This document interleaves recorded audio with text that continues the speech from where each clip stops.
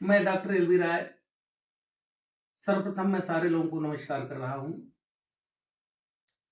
मैं आयुर्वेदाचार्य BAMS।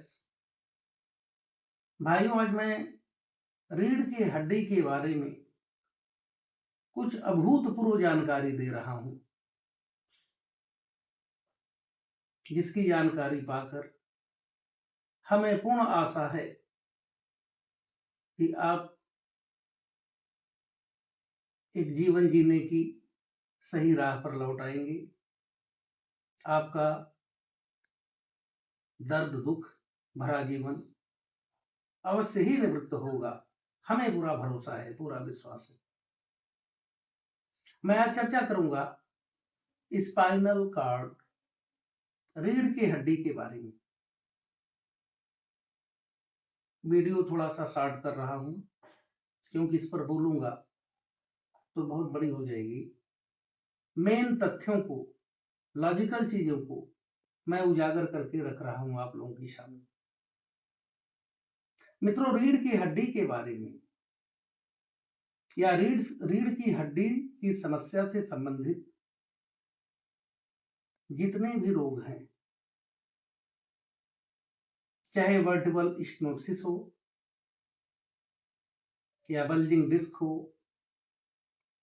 या L3, L4, L1, S1 sacrum area हो, चाहे लंबर एरिया हो, चाहे थोरेसिक एरिया हो, चाहे कॉक्स की एरिया हो, चाहे सर्वाइकल की एरिया हो, जितने भी 33 वर्टिब्रा हैं, आसान शब्दों में कहा जाए, साधारण शब्दों में कहा जाए, मेडिकल शब्दों को छोड़ करके, तो जितने भी 33 तरह की रीढ़ की हड्डी में गांठें हैं, यदि इसमें बल्ग आ गया हो या स्टेनोसिस हो गई हो या कोई भी मटका अर्थात डिस्क प्रोलैप्स हो गई हो और नसों को दबा रही हो, जिससे पैरों में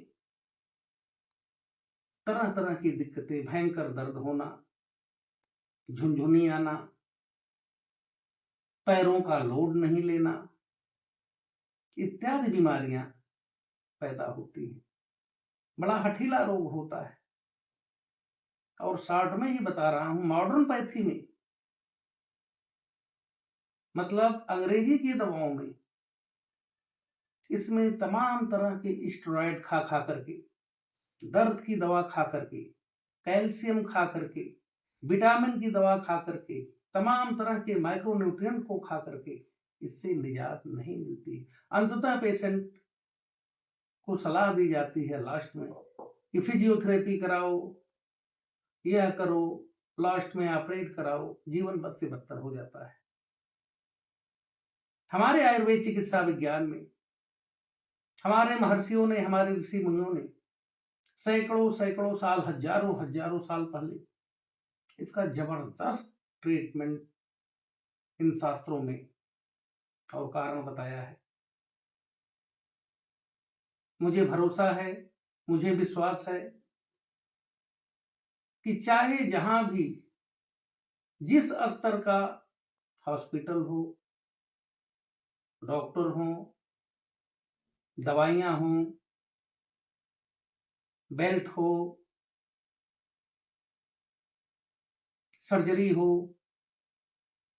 किसी भी रास्ते पर आप चल रहे हैं, तो मैं एक ही बात कहूंगा आपसे, वो निर्णायक होगी कि आयुर्वेद चिकित्सा विज्ञान की 1 सप्ताह दवाओं का इस्तेमाल करने के बाद, मात्र 1 सप्ताह 7 दिन मैं समय दे रहा हूं कि 1 सप्ताह इन दवाओं का इस्तेमाल सेवन कर ले। अगर यह सारे ट्रीटमेंट पर भारी हो जाए, सबको पीछे ढकेल दे, तो फिर इस दवा को आगे बढ़ा दे। पूरी तरह से क्योर कर देगी, पूरी तरह से प्रोलैप्सिंग डिस्क, जिसको मॉडर्न पैथी में अर्थात आधुनिक चिकित्सा विज्ञान में, मतलब एलोपैथी में इसको बोलते हैं बल्जिंग डिस्क, मेडिकल नाम इसका है। इसका दूसरा नाम है स्पॉन्डिलाइटिस, चाहे वो लंबर स्पॉन्डिलाइटिस हो, चाहे लंबोसैक्रल स्पॉन्डिलाइटिस हो, तीसरे मेडिकल भाषा में इसको बोलते हैं स्लिप डिस्क, जहां से नसों का गुच्छा निकलते हुए पूरे पैर को सप्लाई देता है ब्लड की। वो अपने जगह से हट जाती हैं, प्रोलैप्स हो जाती हैं, जिससे नसों को दबाने लगती हैं और पेशेंट यहां तक कि लंगड़ा होकर के ऑन बेड हो जाता है। 1 सप्ताह दवा ले, कोई दर्द की दवा नहीं, मर्ज की दवा इस आयुर्वेद की, क्योंकि आयुर्वेद है, आयु को दे देता है, ये आयु को बता देता है, इतनी दम है इसमें।